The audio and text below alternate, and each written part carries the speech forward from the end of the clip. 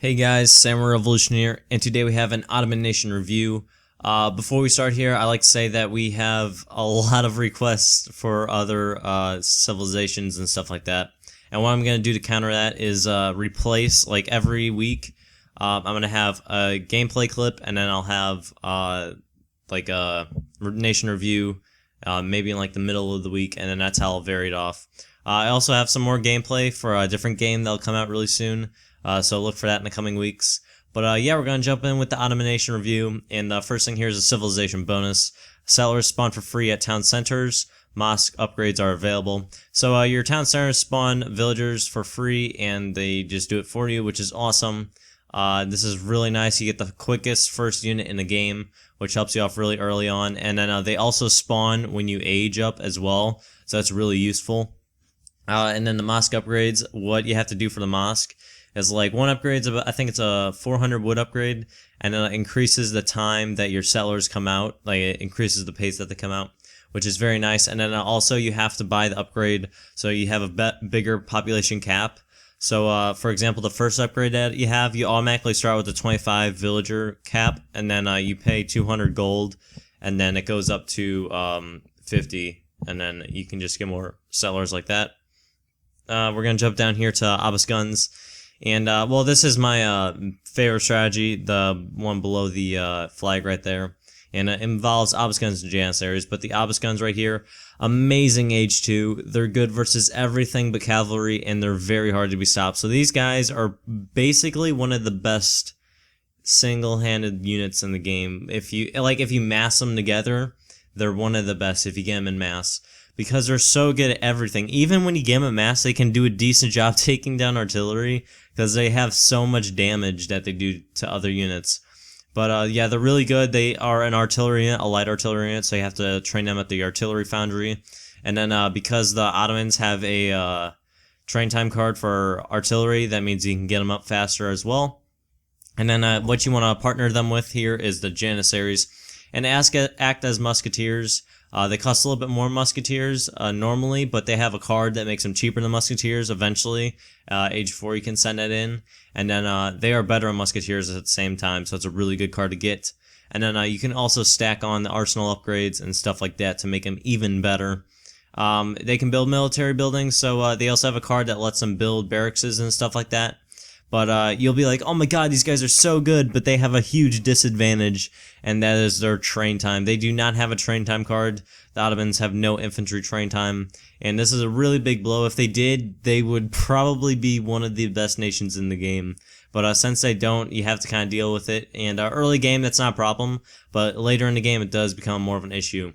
And then the unique units here, we already went over the Abbas Guns and Janissaries, and then we're going to jump in with the Great Bombard. That's the first one right there, the big cannon AC. And what that is you can get it from your home city or your factories. It just says like the rockets or the heavy cannon you can for any other civ.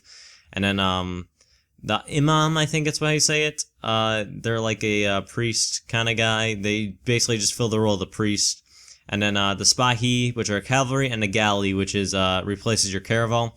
And we're gonna go over to Great Bombard real quick. Personally, for me, I don't like them too much. They're pretty good if you give them the fire, but I don't know. They're just so slow compared to rockets and then falconets. Even they're really slow to get going, and it takes a lot of time from the fire, and that kind of puts me off with them. And we're gonna jump into the Spahi. The Spahi are so good. They're amazing. They have to be sent in from your home city, and it costs like I think it's 500 food for 5 of them, so about 100 food each, I think. And maybe that could be completely wrong. I don't know exactly, but I think that's about right. They have over 1,000 hit points, I do believe, and then they're so good versus everything. They're good, amazing versus bows.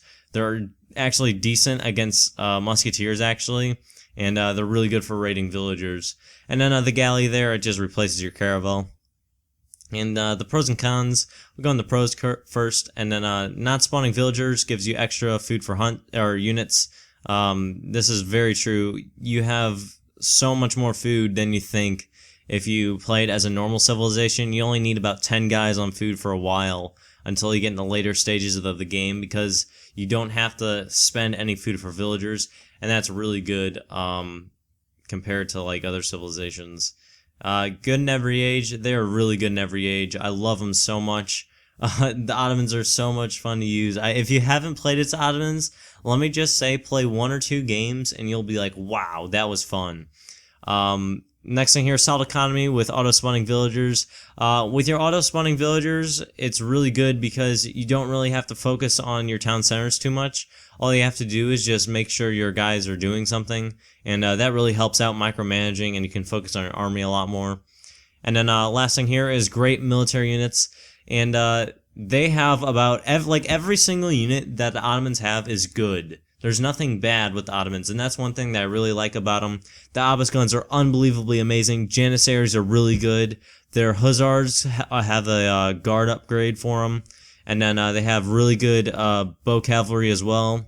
All their artillery is good. All that stuff is good, and that's really nice to have, and good thing to have in the back of your head if you need to switch something up. You know you have it done correctly because you have the best units that you can. And then we're going to go cons here. Mosque upgrades can be annoying, and this is definitely true. Sometimes in the game, like it happened to me a couple times, maybe just because I'm not used to playing as the Ottomans, but I'll be doing my stuff, and I'll be like, okay, we got auto-spawning villagers, so I don't need to worry about any of that. And then for about 2 minutes, there won't be any villagers spawning because you have the 25 population cap, and you need to buy that upgrade. So you definitely need to keep that in the back of your head, that you need to have a mosque up, and you need to get that 200 coin upgrade, at least to get your economy sorted out. Town center spawning too many villagers. Now this is a problem for some people, but not for me, because I don't like to play with way too many villagers. Lots of people like to play with like 90, but if you get the last upgrade, it gives you like 100 population cap for villagers, and then from then on, you'll just continue to keep trying to spawn villagers, and it's really annoying if you want to have a big army. It's really annoying to have to continue to kill them, but anyways, that's okay.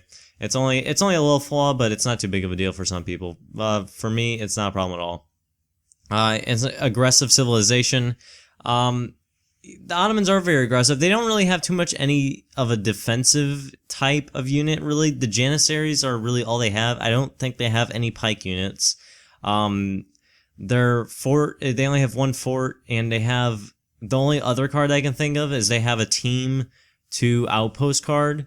But other than that, they really don't have any defense, so if you do play as them, and you are a defensive type of person, they may not be the best civilization for you, but you can kind of work that out because you have such a good layout of how the Ottomans work. You just gotta be a little bit aggressive in some situations to get the best results. And then great bombards are slow compared to other artillery. I kind of went over this already, of how slow they are, but I don't know, they're alright compared to heavy cannons, but they're not as good as rockets or even horse cannons or stuff like that, because rockets shoot so quickly and horse cannons move so fast and stuff like that. I mean, they're really good, don't get me wrong. If you get them in a situation where they can fire consistently, they'll be amazing for you against infantry and buildings. But other than that, there's not the artillery units for me. I'd much rather use the obelisk guns and get those guys out instead of the heavy artillery. And that's pretty much my sum of the Ottomans. I just want to give my overall idea of what I think of them. The first time I used the Ottomans was about 3 or 4 weeks ago, and I didn't really think too highly of them. I just thought, okay, they're more of an advanced civilization. They're alright. They're not like overpowered or anything. But holy cow, they're so much fun to use compared to other civilizations. Like, compared to, let's say, the Dutch, or, I don't know, even France sometimes. They're so much fun. I don't know why. I think that's because you don't have to micro your villagers as much. You can just focus on the attack more than your economy, but it's so much fun. I can't stress that enough. This is a really fun civilization if you haven't used it. I highly recommend it. If you give them about 5 games, you'll probably fall in love like I have.